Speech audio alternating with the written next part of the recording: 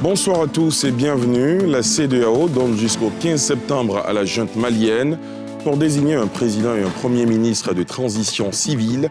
Décision issue de la 57e session ordinaire de la conférence des chefs d'État et de gouvernement de l'organisation à laquelle prend part le président ivoirien Alassane Ouattara. Les épreuves du BTS ont débuté aujourd'hui partout en Côte d'Ivoire. Plus de 51 000 candidats en lice contre 56 000 l'année dernière. Le calendrier des compositions a subi des modifications en raison de la crise sanitaire que subit le monde. Et puis, le projet du 4e pont d'Abidjan, ouvrage devant relier Yopougon et le plateau, avance. Le taux d'exécution de l'infrastructure routière est aujourd'hui de 20%. Les 96 pieux devant soutenir le pont et 12 semelles sur 14 prévus sont achevés. Plus de précisions à suivre dans ce journal. Les chefs d'État et de gouvernement de la CEDEAO exigent que le président et le premier ministre de la transition au Mali soient des civils et qu'ils soient nommés au plus tard le 15 septembre prochain. Rassemblés en sommet à Niamey, au Niger, ce lundi, les dirigeants prennent acte des consultations intermaliennes lancées samedi, mais décident de maintenir les sanctions prises antérieurement. Yeli Traoré. La Communauté économique des États d'Afrique de l'Ouest, CEDEAO, demande à la junte qui a pris le pouvoir au Mali de désigner un président civil de transition d'ici le 15 septembre, selon le communiqué final du sommet de la CEDEAO à Niamey. Le président du Niger et président en exercice de la CEDEAO a d'entrée de jeu appelé les responsables de la junte au pouvoir au Mali à transmettre les commandes du pays à des responsables civils afin de faciliter la tâche d'assistance de la communauté au pays. Il est du devoir de notre communauté d'assister les Maliens en vue d'un rétablissement rapide de toutes les institutions démocratiques. La junte militaire doit nous aider à aider le Mali. D'autres partenaires stratégiques du peuple malien fondent le même espoir. Le président nigérien a par ailleurs rappelé que la CEDEAO avait au lendemain du coup d'État pris des sanctions et demandé à la junte militaire de regagner les casernes et la mise en place d'une transition d'une durée de 12 mois maximum, dirigée par des civils. Le 28 août, lors d'un sommet extraordinaire de la CEDEAO sur le Mali, le président Issoufou avait indiqué la condition de lever des sanctions. Les sanctions seraient levées progressivement en fonction de la mise en œuvre des mesures permettant un retour des civils. Ces sanctions, consistant à une fermeture des frontières, un embargo sur les échanges financiers et commerciaux, sont toujours en vigueur en attendant. 8 chefs d'État, dont le président ivoirien Alassane Ouattara et sénégalais Macky Sall, étaient présents à l'ouverture du sommet. Et j'ajoute que lors de ce 57e sommet de la CEDEAO ce lundi, Nana Akufo-Addo, le président du Ghana, a été élu nouveau président de la Communauté économique des États de l'Afrique de l'Ouest à Niamey au Niger. Il a été porté à la tête de l'organisation sous-régionale par ses pairs. Retour en Côte d'Ivoire, les épreuves du BTS ont débuté aujourd'hui partout dans le pays. Plus de 51 000 candidats en lice contre 56 000 l'année dernière. Le calendrier de composition a subi des modifications en raison de la crise sanitaire que subit le monde, comme nous le montrent Salif Yalekwe et Mathurin Badé. Top départ ce lundi matin pour les épreuves en vue de l'obtention du brevet de technicien supérieur BTS. Ce sont 51 600 candidats en lice qui composent dans 33 filières pour cette session 2020 de cet examen, officiellement lancé par le ministre de l'Enseignement supérieur et de la Recherche scientifique, Adama Diawara. Au terme d'une visite dans des centres à Cocody à Yopougon, le ministre se réjouit du bon déroulement des compositions. Tout se passe correctement. Il n'y a rien de nouveau. Tout ce qu'on leur demande, ça fait partie de ce qu'ils ont appris pendant l'année scolaire. Donc il faut qu'ils donnent le meilleur d'eux-mêmes et en évitant toute situation de fraude parce que vous voyez, c'est la gangrène de notre système. Cette réforme que nous allons adopter bientôt, elle va dans le droit fil de ce qu'on appelle le système LMD, c'est-à-dire le système licence master doctorat. Les candidats, quant à eux, sont satisfaits des premières épreuves qu'ils abordent sereinement, malgré la difficile préparation en raison de la maladie à coronavirus. Ça n'a pas été vraiment facile, il faut dire la vérité. Ça a été très très compliqué, mais avec l'aide des professeurs, avec l'entourage de tout le monde, un peu des frères et sœurs, on pense que dans l'ensemble, ça peut aller. On va essayer de faire avec, sinon ça a été vraiment c'était difficile. Actuellement, nous composons l'épreuve du français. En tout cas, le sujet, pas trop compliqué, mais ça va, un peu abordable. On fait avec, pour le moment, on réfléchit toujours. Les épreuves sont abordables et on fait de notre mieux pour en tout cas, faire le maximum pour rendre au mieux ce que les professeurs nous ont montré durant l'année scolaire. Ces épreuves se dérouleront jusqu'au 26 septembre prochain. Les résultats, quant à eux, seront affichés le 6 octobre 2020. Il est à noter que les épreuves orales ont été suspendues, Covid oblige. Et l'école reprend ses droits en Côte d'Ivoire le lundi 14 septembre prochain, à une semaine de la nouvelle année scolaire. Acteurs et partenaires de l'éducation nationale, de l'enseignement technique et de la formation professionnelle se sont retrouvés aujourd'hui au lycée d'excellence Alassane Ouattara de Grand-Bassam en vue de plancher sur les directives de cette année scolaire. Thiemé Dandje, Aruna Zeba. Une nouvelle année scolaire s'ouvre pour les acteurs et partenaires de l'école en Côte d'Ivoire le 14 septembre prochain. À une semaine de la reprise des activités pédagogiques, ils se sont retrouvés à Grand-Bassam pour la traditionnelle réunion de rentrée. Une occasion pour la ministre de tutelle Kandia Camara de dévoiler les mesures prises au titre de cette année scolaire. Ce sont entre autres le découpage de l'année en 2 semestres, l'instauration de comités de veille Covid-19 au sein des écoles et le renforcement de l'encadrement pédagogique avec le recrutement exceptionnel de 1211 conseillers pédagogiques dans le primaire et de 400 encadreurs pédagogiques dans le secondaire. Au titre de la pédagogie et de la formation continue, la remise à niveau systématique des élèves pendant les 8 premières semaines de l'année, la redynamisation et le contrôle soutenu des conseils d'enseignement et des unités pédagogiques, la signature imminente des contrats d'objectifs et de performance pour l'amélioration de la gouvernance scolaire. Cette année scolaire a pour thème « Ensemble pour une école résiliente et compétitive ». Dans cette dynamique, la ministre interpelle. Le thème de cette année scolaire est en soi un appel solennel à la mobilisation collective et à l'engagement individuel dans un esprit de responsabilité partagée.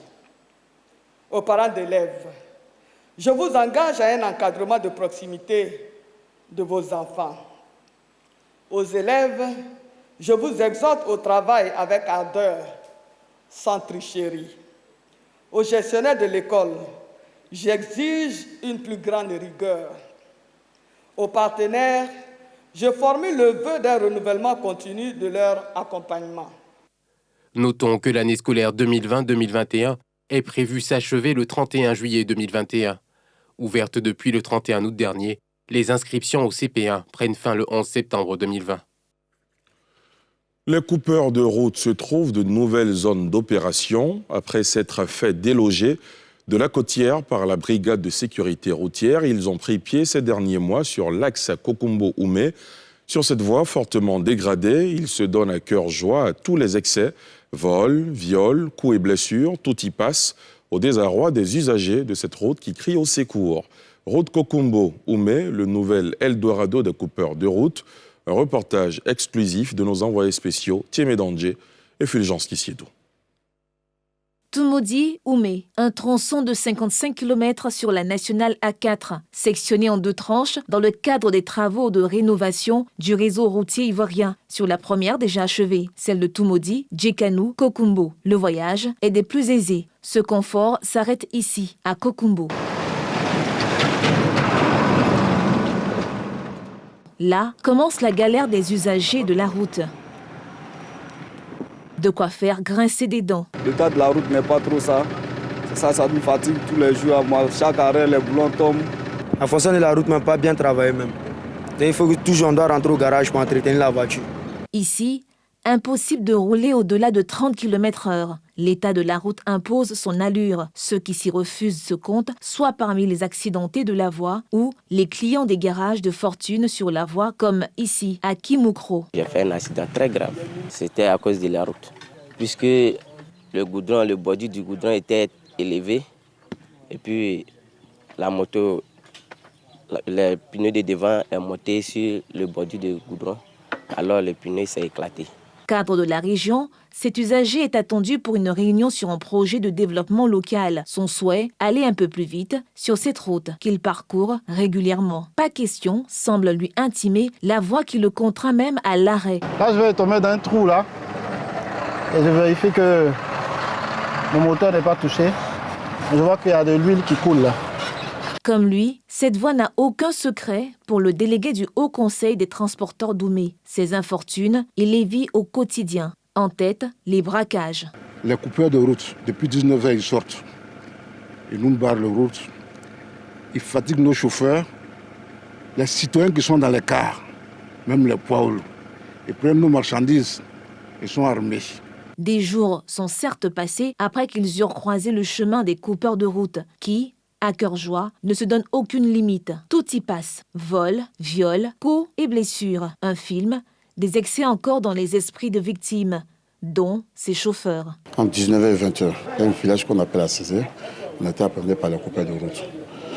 Donc ils étaient armés, donc ils ont mis un pi de à peu près 2 mètres sur le goudron, dont le cas ne peut pas franchir. Et à partir de là-bas, ils nous ont fait rentrer en brousse pour pouvoir nous faire dépouiller de tout ce qu'on avait, que ce soit les portables, l'argent, les bijoux des femmes. Puis bon, ce qui était plus grave dans cette chose encore, il y a une jeune fille qui était dans le cas, dont elle a été violée. Vraiment, ça m'a beaucoup découragé. Ces tracasseries sont imputées au mauvais état de la route. Une voie où le bitume a cédé la place à la latérite poussiéreuse ou boueuse, selon la saison. Ici, voyager est devenu un véritable chemin de croix. Victimes ou pas encore, tous interpellent. Pour 22 km, nous sommes obligés de parcourir en 1 heure, voire 1h30. Et c'est vraiment pénible pour les usagers que nous sommes.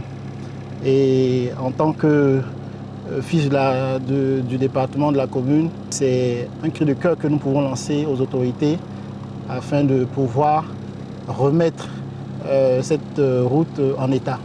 La gendarmerie d'Oumé vient jusqu'au Bandama. Notre difficulté aujourd'hui, c'est Djekanou, Tchoumoukro, Djekanou, Bandama. Vraiment, on a des difficultés. Si l'État peut nous aider pour qu'on puisse finir avec ces tracasseries routières, vraiment, ça nous ferait plaisir. En attendant, ceux qui, au bout de la traversée, arrivent sans souci à Oumé, autre grenier du pays en matière de production du vivrier et zone de forte production cacaoyère, poussent toujours un ouf de soulagement, avec le secret espoir que ce calvaire prenne fin. Tous les regards sont tournés vers la hiérarchie de la gendarmerie nationale, appelée à déployer ces hommes de la brigade de sécurité routière, une unité opérationnelle qui sème depuis son déploiement la peur dans le camp des braqueurs sur la côtière. Une voie que les coupeurs de route ont aujourd'hui abandonnée pour Oumé, leur nouvel Eldorado. Ce soir, on fait aussi un tour à Beaunois, quelques semaines après les événements qui avaient dégénéré dans la ville. Membres du gouvernement et fils de la région se mobilisent pour soulager les populations, surtout les victimes. Le ministre de la Santé et le député maire d'Adiaké ont fait parler leur cœur à travers des dons en vivres et non-vivres d'une valeur totale de 55 millions de francs CFA. Moment opportun pour exhorter toutes les couches sociales de Beaunois à renouer avec le dialogue. Salif Yalekwe, Eric Kimou. La ville de Beaunois veut se remettre de l'épisode douloureux qu'elle a vécu dernièrement. Des âmes généreuses également étaient au chevet de la cité dimanche à la mythique place Amongwa, notamment le ministre de la Santé et de l'Hygiène publique, Eugène Akawele, président du conseil régional du Sud Komoué. À ses côtés, Ian Sié, le directeur général du port autonome d'Abidjan, député maire de la commune d'Adiaké dans la même région. À cette occasion, tous ont déploré les faits et souligné l'importance d'une paix durable dans la localité. Chers parents, je voudrais, avec toute l'humilité qui me caractérise, vous demander pardon. Pardon. Mettons-nous ensemble. Pardon. Regardons ce qui est bon dans ce qui se fait actuellement. Et ensemble, conjuguons nos efforts pour reconstruire Beaunois. Il faut arriver à ne pas être d'accord, à échanger sans se battre. Il faut arriver à ne pas être d'accord et à échanger sans barrer les routes, sans casser des magasins, sans brûler les maquis, sans brûler les cars. Soyez d'abord pour le Côte d'Ivoire et pour Beaunois. Pour que pareil drame ne frappe plus la commune, les jeunes de Beaunois ont leur idée. Ils en appellent à un dialogue sincère. Les terribles événements survenus à Beaunois ont en réalité détruit le projet même de fraternité inscrit dans la vocation du peuple aboli. Pour ne pas commettre de nouveau les mêmes erreurs et pour que les schémas illusoires du passé ne soient reproposés.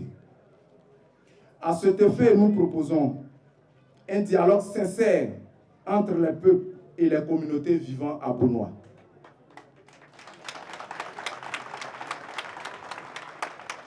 Un dialogue sincère et ce, en faveur de la paix, pour construire un avenir plus juste et plus fraternel.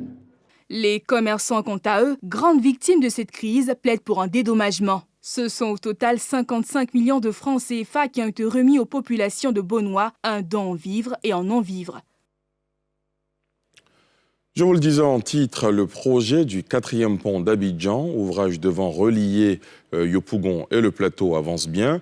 Le taux d'exécution de l'infrastructure routière est aujourd'hui de 20%. Les 96 pieux devant soutenir le pont et 12 semelles sur 14 prévues sont achevées. Plus de précisions dans ce reportage réalisé par Thiemé Dandje et Harouna Zeba. Chantier du 4e pont d'Abidjan. Pas de répit pour ses agents en charge de la réalisation de la K78, un ouvrage qui rétablit l'existant ralliant Adjamé et Atekoubé-Lokodjro. C'est là que débute ce lundi notre visite guidée de l'infrastructure routière devant relier les communes de Yopougon et du Plateau en passant par Atekoubé et Adjamé. Le tunnel de la K78 est quasi bouclé. Le projet du 4e pont coupe cette voie en deux par la plateforme de péage. Afin de rétablir cette voie, nous avons construit un ouvrage, un pont cadre fermé d'une longueur de 123 mètres et qui a 10 mètres de large à l'intérieur. Nous voyons bien qu'elle est suffisamment large pour avoir les 2 fois une voie, plus les 1,5 mètres de trottoir de part et d'autre. Autre site, ce cadre fermé de 6 x 4. Il doit permettre aux habitants de Santé Village de se rendre au centre de santé du village. Là encore, les travaux avancent à grands pas. Cet ouvrage a un avancement de 50%. Et nous comptons finir cet ouvrage au plus tard dans un mois. À quelques mètres de là, la plateforme de la fin du péage, 2 pieux et semelles. Ils sont sortis de terre. Restent les pieux du flanc nord avant la pose des semelles. Ici, c'est la culée C0. On voit bien ici que nous avons achevé l'exécution des pieux et des semelles, ainsi que des différents voiles. Donc nous allons effectivement parachever ceux du côté nord et ainsi de suite. Passé ce cap, nous voici sur le site de la culée C0, qui marque le démarrage des travaux du pont sur la lagune. Là, 6 pieux et semelles sont achevés. La pile P1 se tient fièrement en hauteur. Nous avons terminé déjà les 6 pieux au nord comme au sud. Nous avons également terminé les semelles qui permettent de relier les 6 pieux de part et d'autre. Côté sud, nous avons même fini la pile. Elle a une hauteur de 9,5 mètres. La pile 2 sud, elle, est bien plus avancée. Le premier caisson qui présente l'échantillon du pont achevé se tient debout, à 16 mètres de l'eau. Ici, nous sommes au niveau de la pile P2, qui est distant de 90 mètres de la pile P1 et de 90 mètres de la pile P3. Vous avez un aperçu du pont achevé. À une dizaine de mètres de là, sur la passerelle provisoire, un dispositif est installé. Son objectif, permettre la poursuite des travaux sans bloquer le trafic sur la lagune. Au niveau de cette plateforme provisoire, nous avons veillé à maintenir le trafic lagunaire.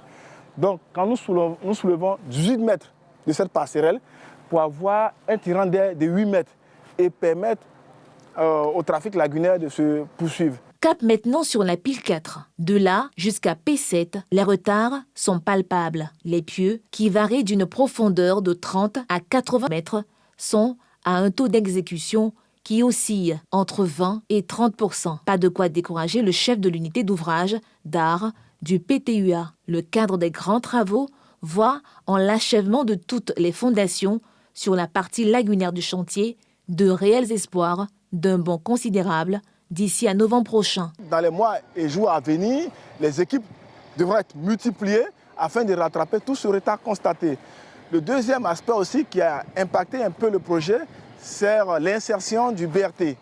Donc, comme je le disais tantôt, 600 mètres du pont étaient prévus en 2 fois 2 voies. Aujourd'hui, il passe en 2 fois 3 voies pour avoir sur les 1 km 400 2 fois 3 voies. Donc, Il y a eu quelques mois où on a repris les études et nous sommes repartis de plus belle. Le technicien est certes optimiste, mais il appelle à la conjugaison des efforts pour rattraper le retard accusé sur le terrain. Nous lançons un appel au civisme. C'est un projet d'intérêt national qui va changer le visage des différentes communes traversées. Ambitieux chantier de modernisation du réseau routier ivoirien, le 4e pont d'Abidjan s'inscrit dans le cadre de la stratégie globale de développement, dont l'objectif est de faire de la Côte d'Ivoire une nation émergente. Dans l'actualité politique, les femmes du Front populaire ivoirien d'Abobo et d'Anyama ont organisé hier une cérémonie de mobilisation au centre culturel d'Anonkwa-Kouté à Abobo, en ligne de mire la promotion de la candidature de Pascal Affi-N'Guessan, candidat du FPI à la présidentielle du 31 octobre prochain. Yeli Traoré, Arona Zeba. Mobilisation des grands jours pour les femmes FPI des 2A Abobo-Anyama. Celles qui se définissent comme les fers de lance de la campagne présidentielle du candidat du FPI, Pascal Affi-N'Guessan, ont profité de l'occasion pour démontrer leur enthousiasme et leur détermination à engager une campagne méthodique de proximité pour le triomphe de leur champion. Le directeur national de la campagne d'Affi-N'Guessan fait part de sa satisfaction face à cette mobilisation réussie et de son assurance pour la victoire de son candidat au soir du 31 octobre. C'est d'abord pour passer en revue les troupes, surtout au niveau des femmes. C'est d'abord le premier objectif. Et ma satisfaction a été tout à l'heure exprimée dans ce cadre-là. Maintenant, en tant que directeur national de campagne, cette deuxième satisfaction, c'est exprimée par ce qui nous attend. Voilà, j'allais dire la campagne et l'espoir. Nous allons enclencher la renaissance de la Côte d'Ivoire. Et il faut donc que les gens prennent confiance parce que la nouvelle Côte d'Ivoire qui vient, c'est une Côte d'Ivoire de paix. Cette cérémonie a été rehaussée de la présence de Mme Angéline Kili, épouse du candidat Pascal Affi-N'Guessan, venue encourager les femmes du FPI d'Abobo-Anyama. Il faut se mobiliser, il faut se remobiliser pour aller aux élections. D'abord ça, mais surtout les encourager à s'engager résolument, à faire la paix, à fraterniser avec tout le monde, à avoir à l'esprit qu'à tout moment, il faut savoir qu'on est entre nous, frères et sœurs.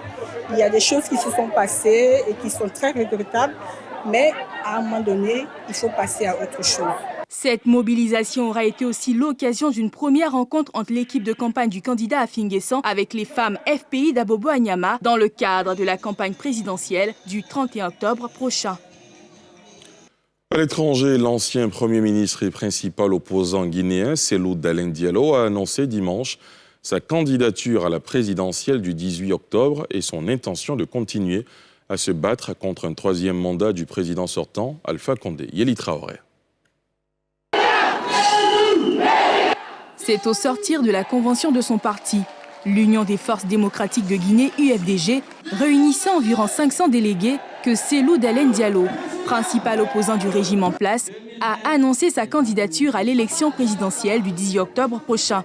2020 n'est pas 2010. 2020 ne sera pas 2010. Encore moins 2015. Nous sommes prêts. Nous gagnerons. Qu'Alpha Condé se le tienne pour dire. Cela est écrit. Cela sera accompli. L'objectif de Cellou Dalein Diallo et son parti étant de concomitamment se battre à travers des manifestations pacifiques contre le troisième mandat d'Alpha Condé ou à défaut de voir une renonciation du président, le battre dans les urnes. C'est donc dans la foi de cet exaltant projet commun, celui de libérer notre pays de la dictature, que j'accepte votre décision de m'intégrer comme candidat de l'UFDG à l'élection présidentielle du 18 octobre 2020. Le président Alpha Condé, réélu en 2015, avait mis un terme définitif le 2 septembre à des mois d'ambiguïté en confirmant être candidat au Rassemblement pour le peuple de Guinée, RPG, à un troisième mandat, malgré la contestation de l'opposition. 4 candidats dont le président sortant ont déjà déposé officiellement leur dossier. Et pour terminer, sachez que dès demain soir, NCI vous propose un nouveau programme, Sans réserve, une émission en direct. Pendant 40 minutes, un invité répondra à nos questions sur l'actualité politique, un programme qui concerne essentiellement les personnalités politiques et qui donnera également la parole aux internautes par des questions en live sur l'actualité. Premier invité de Sans réserve, Marcel Amontano, candidat à la présidentielle ivoirienne, à suivre demain après NCI News. Voilà, c'est la fin de ce journal. Merci de l'avoir suivi. Excellente soirée sur la nouvelle chaîne ivoirienne.